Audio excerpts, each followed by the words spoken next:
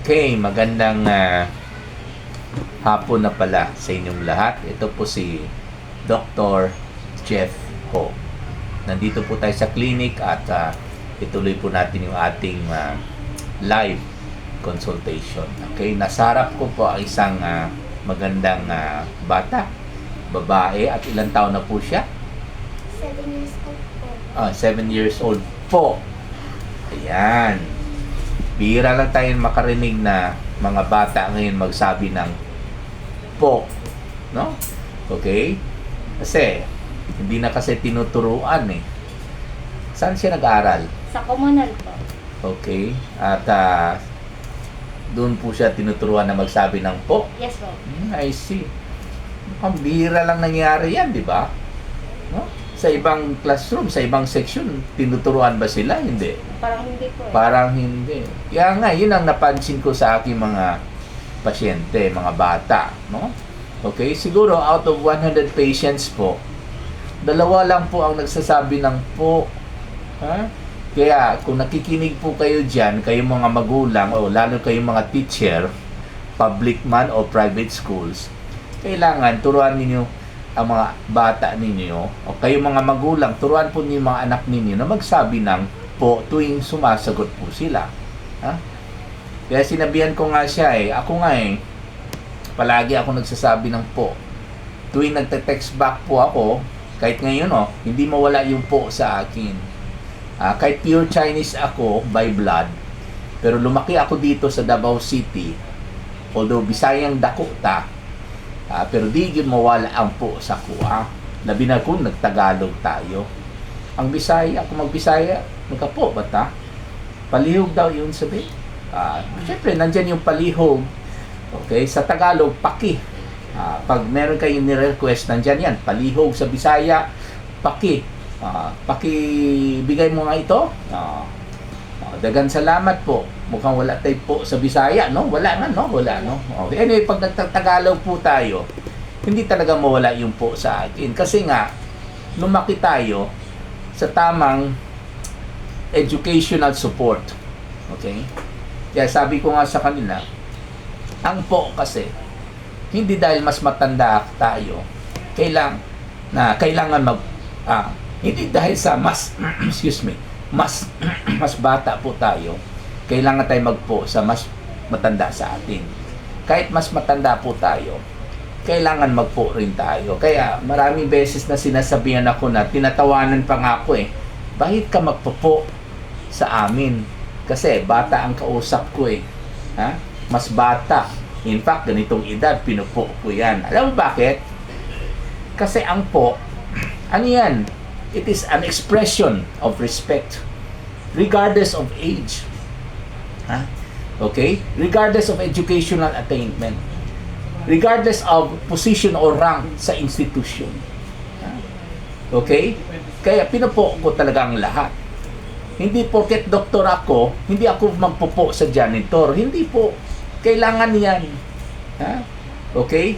Kasi, yung respect ang importante. Okay? Hindi porket doktor tayo, hindi tayo magpupo sa yung mas mahina ang dito or mas kulang ang education attainment. Hindi po. Kailangan magpo talaga tayo. Okay? So, kahit mas matanda po tayo, kahit mas mataas po yung ranggo natin, kahit mas edukado po tayo, huwag natin kalimutan na magpo tayo sa kapwa natin na tao or human beings, regardless of their age, of their educational attainment, of their position, no? Okay? So, balik tayo sa inyo. So, ano pong problema niya? Yung dito po. Sikmura na naman. Yes po. Okay, masakit. Minsan ba magganon siya, agay ma? Yes po, Doc. Ganon. At ginigising siya sa hating gabi. Okay. Number 1, siguro late na tulog na naman. Tama po ba? Anong oras siya natutulog? 8. 8 o'clock ng gabi. Yes, Hindi umabot ng 9 or 10. Hindi naman po. Talaga? So, ang 8 hindi pa man masyado late. Sure po kayo? Hindi umabot ng 10 or 11? Parang 9 lang. 9. Yes, Ayan. po. At saka, minsan, hindi gumigising para sa almusal. Anong oras nagigising ito? Gigising po siya ng umaga kasi mag-aral po siya. Tanghali po. Po, Mag-aral po siya. mag-aral siya. Pero minsan, anong oras siya gumigising? Pag How? wala pong Class? pasok, pag walang pasok po, mga 7. 7. 7 po. At 7 saka- to 8 po. 7 to 8. Minsan po ba, hindi na siya nag-almusal, diretso na Yes, naman ang hali. mag-aral. Lagi ay nag-ano po siya, naglalaro agad. Naglalaro, hindi na siya nag-almusal. Hindi. Masama po yan. No? Kailangan, okay, aga tulog pag hindi kayo mag-aral. Okay, at magising kayo on time for breakfast. No? 7 o'clock, yun ang tamang oras para mag-breakfast. Hindi pwede na hindi mag-breakfast. Kasi pag hindi mag-breakfast, walang laman ng tiyan, except meron pong acid, yung asim, anong mangyari? Siyempre, sisirain yung lining ng stomach, okay, ng acid na yun, di ba? So, kailangan, every morning, same time kayo mag-breakfast, ha? Opo, Dok. Okay, so kailangan may disiplina, ha? Kasi pag walang disiplina or kulang sa disiplina, okay, talagang magkakasakit. Okay? So, bakit hindi ninyo madisiplina? Ano palang gawa ninyo? Ano palang trabaho ninyo? Nag-ano po sa bahay. Sa bahay. Ilan pong anak ninyo? Isa lang. Isa lang. Okay? Dalawa. Baka yung pangalawa, cellphone, yung anak Nasa mo. Digos po, wala po sa akin. Kala ko yung pangalawa, yung cellphone mo, yun ang inalagaan mo yung cellphone mo eh.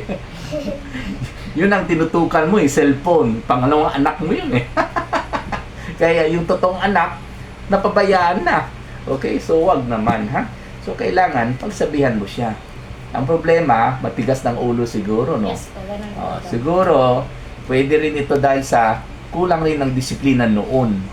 Kasi pag noon pa, sinanay mo na yung anak ninyo na ganitong oras dapat gising kayo, ganitong oras dapat kumain kayo, meron kayong schedule para sa kanya na susundin, I'm sure hindi na kayo makaproblema sa ganitong edad.